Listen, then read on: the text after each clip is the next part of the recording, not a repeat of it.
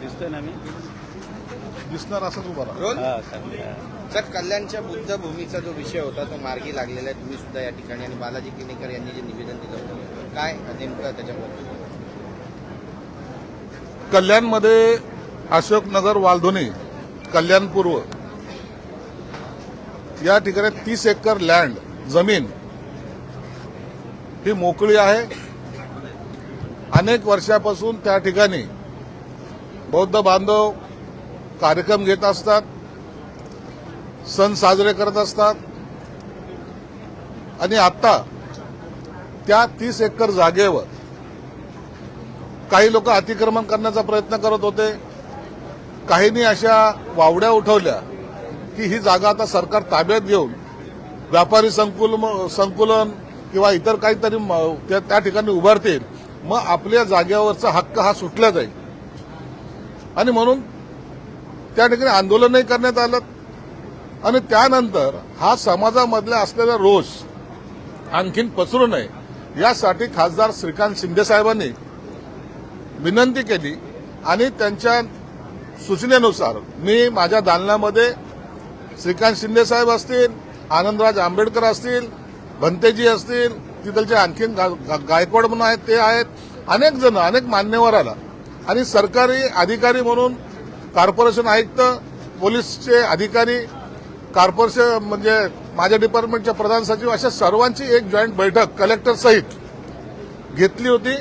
आज त्याच्यासाठी मी सभागृहामध्ये सर्व लोकांना हा मेसेज जाण्यासाठी की 30 एकर जी जागा आहे त्या ठिकाणी बौद्ध गया धर्तीवर एक मोठं आपण समाजासाठी जे हिताचं आहे तसं विपश्यना केंद्र असेल, मुलांना खेळण्यासाठी ग्राउंड असेल, हॉस्टेल्स असेल, मेडिकल कॉलेज असतील, हे फक्त समाजाच्या हिताचे जे काही प्रोग्राम आहेत त्याचंच तिथं उभारणी होईल.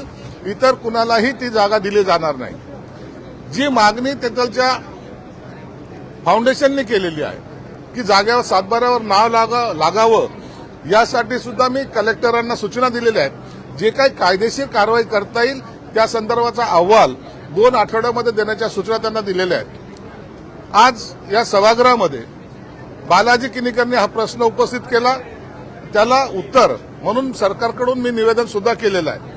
समाजामध्ये गैरसमज पसरवणं, कोणीतरी सांगतं की आता हे पुतळा पाडला, इथं असं केलं, असे वेगवेगळे जे काही रुमर उठवले जात आहेत त्या रुमरकडे कोणी लक्ष देऊ नये ही विनंती करण्यासाठी या माध्यमाच्या समोर आलेलो आहे. त्या ठिकाणी सभागृहामध्ये जे मी उत्तर दिले त्या ठामपणे सांगितलेले त्या 30 एकर जागेमध्ये कोणताही कमर्शियल वापर होणार नाही. ती जागा समाजाच्या हितासाठी जे असलेले काम असतील तेच त्या ठिकाणी केले जातील.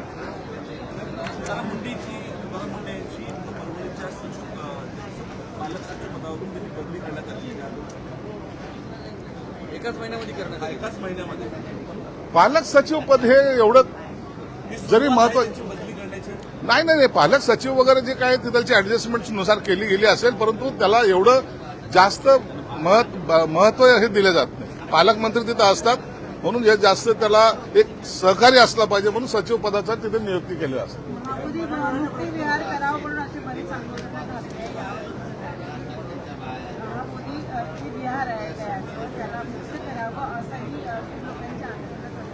तो विषय वेगळा आहे. त्या विषयावर आपलं सुद्धा सरकारचं सुद्धा मत आहे की ते मुक्त झालं पाहिजे.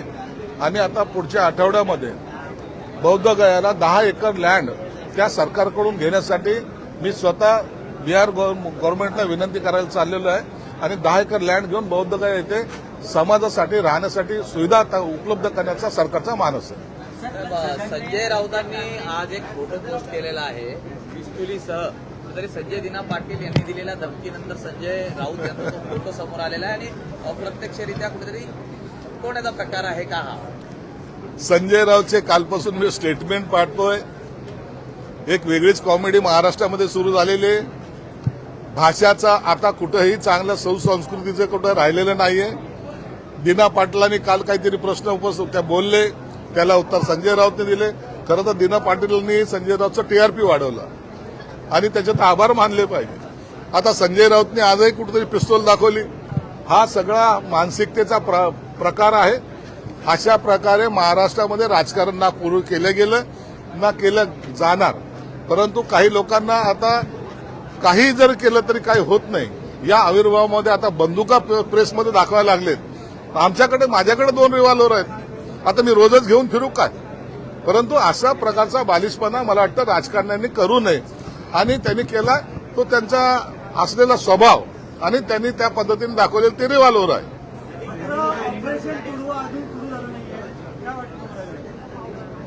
ते त्याचं मुहूर्त पाहत असतील ना. ऑपरेशन तुडवाचं मुहूर्त पाहत असतील.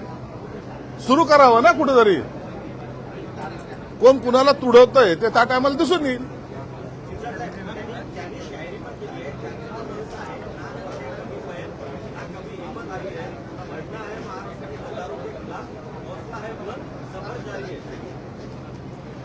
त्यांनी आता शेरशायरी करावी, रिव्हॉल्वर दाखवावे, वाटेल ते बोलावं.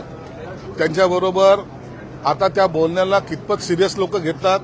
खरं तर याच्याकडे कधी कधी लोक एक कॉमेडी म्हणून सुद्धा पाहतात. तुमचं म्हणणं व्यक्त करण्यासाठी तुम्ही इतके मोठे दिग्गज नेते आहात. तुम्हाला मीडियामध्ये बोलताना तेवढं जर तारतम्य जरी राखलं तर चांगला मेसेज समाजामध्ये जाईल. अशा प्रकारे बोलून काहीतरी पहिलवानकी दाखवणं याला म्हणत नाही. आपण आपल्या शब्दानं शिवसेना प्रमुख म्हणायचे ना तलवार निकालो ना बाण खिचो. एक कलम आहे ते त्या कलमेचा वापर खऱ्या अर्थानं करा ना. तुम्हाला रिव्हॉल्वर आणि बाणाचा गरजही पडणार नाही. परंतु संजय राऊत आहे ते काही करू शकतात. मला वाटतं या सगळ्या गोष्टीला उद्धव साहेबांचं समर्थन असावं.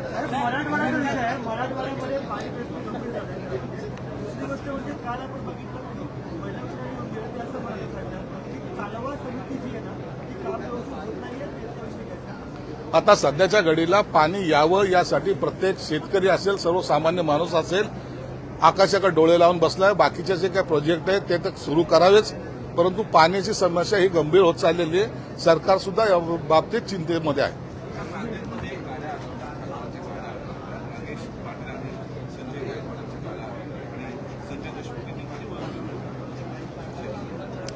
छोटे मोठे घटनाही चालत असतात. कार्यकर्ता आहे ते तेवढं करतात. तर त्याला म्हणून काय ते सुद्धा ते आमचेच आहेत ना. त्यांचे डोके फोडून काय मिळणार आहे? एकमेकांचे डोके फोडणं ही आमची संस्कृती नाही. म्हणून त्या कार्यकर्त्याला सुद्धा समजून त्यांना सुद्धा मी आमच्या बरोबर घेऊ.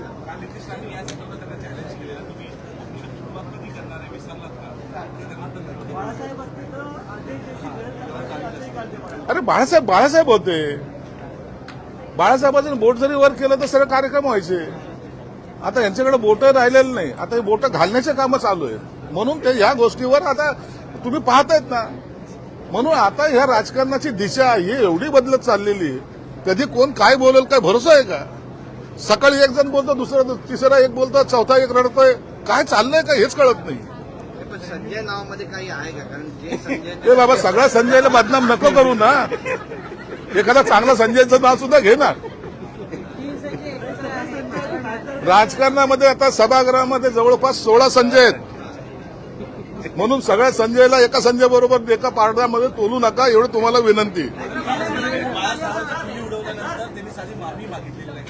कुणी एक सिरियसली सांगतो, शिवसेना प्रमुखाबद्दल कोणीही अपशब्द काढता कामा नये. तो आम्ही सुद्धा सहन करणार नाही. शिवसेना प्रमुख हे आमचे दैवत होते, आहेत आणि राहतील. म्हणून शिवसेना प्रमुखाबद्दलचा आदर आमच्यातला प्रत्येक शिवसैनिक हा तेवढा ठेवील. जर कुणी त्याच्याबद्दल गैरवक्तव्य केलं असेल तर निश्चित त्याचा कोणीही सपोर्ट करणार नाही आणि त्यांना समजही दिले जाईल. निश्चित दिला जाईल. मराठवाड्यातला इतिहास आहे की ज्यांनी शिवसेना सोडली त्यांना पुन्हा गुलाल लागला नाही. असे उदाहरणं जर पाहिले तर परभणी आणि हिंगोली लोकसभेमध्ये आहेत. काय वाटतंय या शिवसेनेमध्ये गेल्यानंतर यांना गुलाल लागेल का? आता 22ला आम्ही शिवसेना सोडली तर आम्हाला गुलाल लागला नाही का? 24ला आम्हाला सगळ्याला त्याच्यातून आम्ही उठाव केल्यानंतर आम्हाला गुलाल लागला ना. आम्ही 40 होतो 60 झालो ना. हा गुलाला पडलाय. लोकांनी ऍक्सेप्ट केलेलं आहे. त्यांची जी काय भूमिका होती काँग्रेस राष्ट्रवादीची ती सोडल्यामुळं आम्हाला लोकांनी ऍक्सेप्ट केलं.